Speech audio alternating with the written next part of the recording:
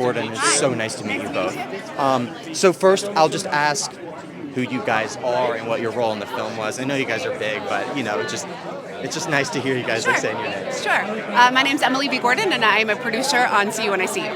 My name's Kumail Nanjiani, and I'm a producer on the movie, and I also play a very small part in it. Right, yeah, you're in it for just a little bit. Yeah. So Emily, I want to start with you. So you have a background in therapy. So I'm wondering, throughout this film, how important was it that the EMDR, I think that's the right acronym, how important was it that therapy was clinically accurate on screen? I mean, pretty important, and I think wonderfully I didn't have to lend my expertise to that solely because Adam, I don't think he would. I think he's been pretty open about it. Yeah, that he's open about having been through it. Yeah, so he had his experience to draw from, and I think in that when you're showing a type of therapy on screen, I think you want to be careful to not make it seem like magic, but. Obviously, no one's actually going through EMDR on screen, but I like EMDR is a kind of type of therapy that I don't think is talked about that often. So I was really happy to see it portrayed on screen. If just one person sees this movie and is like, "Oh, I might try and give that a try," it seems like it might be useful. That's all I'm looking for. That would be lovely. It's not the point of the movie, but that would be lovely. Kumail, I'm wondering, thank you for that, by the way. Kumail, I'm wondering, so you are in the film, not for very long, and even though, that is a significant choice to be in it, can you tell us, why did you want to step beyond your role as a producer, just have a small but great part? Oh, Jay asked me to do it. He was like, hey, do you want to play that character? And obviously we're very close to the movie, absolutely. It's so obviously so personal to us, too, so when he asked me to do it, I was like, yeah, of course. Like, if you want to get someone else, but if you want me to do that, happy to do it. And obviously The Big Sick premiered at Sundance a while ago. That was a huge project for you. Being this last Utah-based Sundance, what has this experience been like? It's been lovely. I think someone has said bittersweet. I think it's more sweet than bitter, honestly. It's been really nice to come back. We haven't been back since The Big Sick has been here, so it's been nice for us to come back. But we hope that the festival can keep going spiritually and emotionally. What it's been served. We hope that can continue when it moves to Boulder. Park City is very special. We love Park City, but we think the Sundance magic can be anywhere. So we're looking forward to that magic continuing. And finally, for any young filmmakers who are looking to get into the industry, what words of advice would you have for them? Just make it. Just make the movie. Our generation's always looking to the gatekeepers to give us permission and give us money.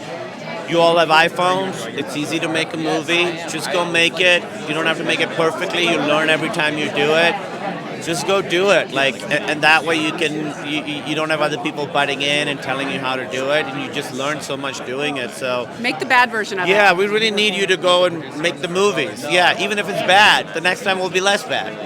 Throughout your career, from Madeline and Cooper to Helen Harper, your projects have always gotten bigger in scale, and now you're slowing down between this and All That She Wants. Yeah. You are just in an actor role. How has being an actor influenced the way that in the future you will direct and write?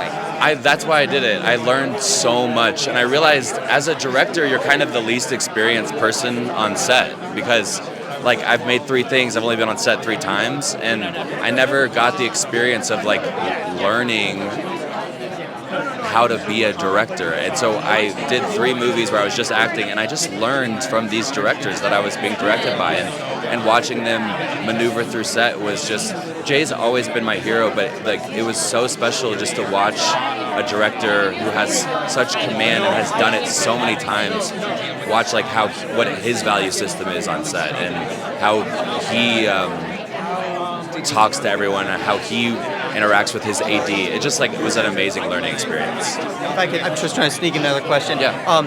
And so now, between these experiences, I'm looking forward to it. You and Clementine Whitner have coming up with small ideas. Yeah. I want to know, is there anything on the radar? I heard there's a movie about a magician coming up, potentially. Can you give us any hints at when the next time we'll see you behind the camera? Yeah, there's a movie about a magician. That's all I can say about it. All right. Yeah. So I just wanted to ask, in this film, you play Aaron's father, and the Whistler family is a well-equipped family who they have the right answers, but they are not able to help Aaron at times. Can you tell me, what was it like playing that paternal role, and did you draw into your own experiences as a father? Sure.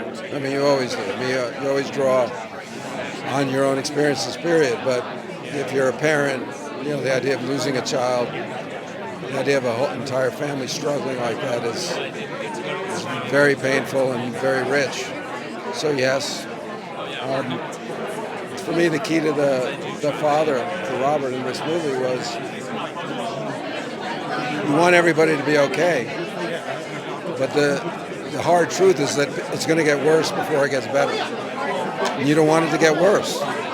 So you're constantly going back and forth between, I think we're okay now, or we have more work to do. Makes it easier for you. Well, I'm Adam Cayton-Holland, and I'm the writer of See You When I See You, and I'm also a producer, and I play a part in the movie. Well, there's something a little more to your role. This film is obviously based off of your memoir. Yeah. Can you tell us about the process of getting that adapted? Yeah, so I wrote this memoir. It's the story of losing my little sister to suicide and the devastation that had on our family.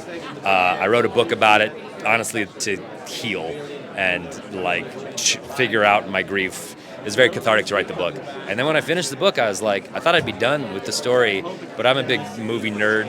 I went to film school. I grew up going to indie movies. I've made TV shows, never made a movie, and I just thought, this has got the formula. And so I just started trying and writing bad scripts and figuring it out.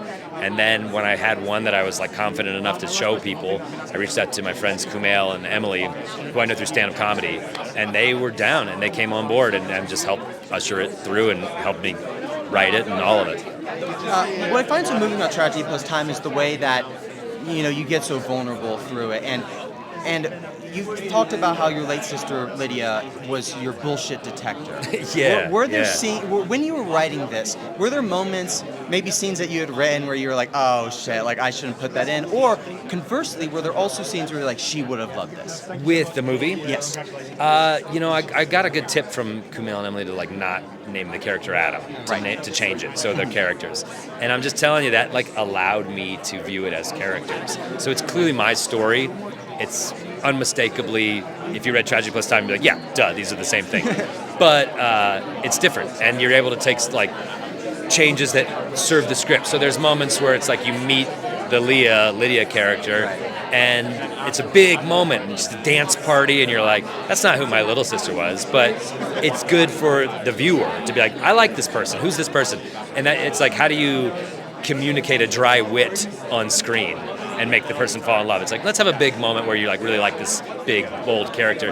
Little things like that, by changing the names of the characters, it allowed me to be okay, maybe Lydia wouldn't do that, but it's okay, because we were just trying to show this character's how large she loomed in the family. So stuff like that.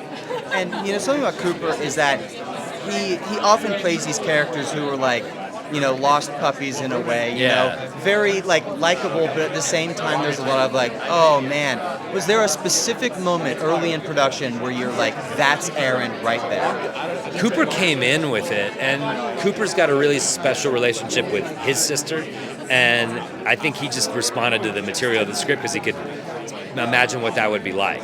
And so the love that he has for his sister, I think he just brought into this, and feeling what that imagined loss would be like. So, day one, he's just such a likable dude. And, there's some really hard scenes, and watching him go to that place and sob, and it'd be just quiet on set after each cut, and you'd be like, are you all right? And he's like, I need 5 minutes, and he'd reset and do it again. You're like, Jesus, this guy's going to the mat for this role. So once I saw that, it's man, you let me know how I can help you. I'm going to get out of your way because you're nailing this. First, could you just tell us your name and your role on the film? Sure, my name is Jordan Siegel, and I was the composer for See You When I See You. So one thing about Jay as a director is he believes that music should support and not necessarily lead in the scenes. And we saw that in the Baltimoreans, but I'm wondering, were there any scenes in this film where you really had to hold back, scenes that you maybe wanted to play the music bigger, but Jay wanted you to hold back? Definitely, and that's what's beauty about the collaboration. We were experimenting together. Neither of us knew what that formula would be, and so there are several scenes where we tried it, and maybe we went a little bit more, then we went a little bit less, and found a middle ground. And there's other places where we tried putting music, and we said, hey, this doesn't need it. It's just doing too much. So we actually just left those moments dry. And you have a background in jazz, and so I'm wondering if, obviously the jazz is not really in the film, but I'm wondering if that sort of improvisational style found its way into the way you compose the score. Definitely, yeah. I think it's just kind of part of my DNA as a composer, and so even the main theme, I think there's kind of a harmonic jazz sense into it, even though it's not a jazz piece.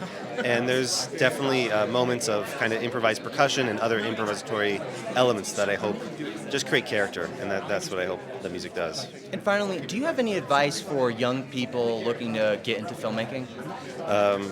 Just study the craft a lot and do what you're passionate about. You know, if you just keep on pursuing what you love and getting better at the craft, hopefully, you know, at least you'll be loving what you're doing. And I think that's really important.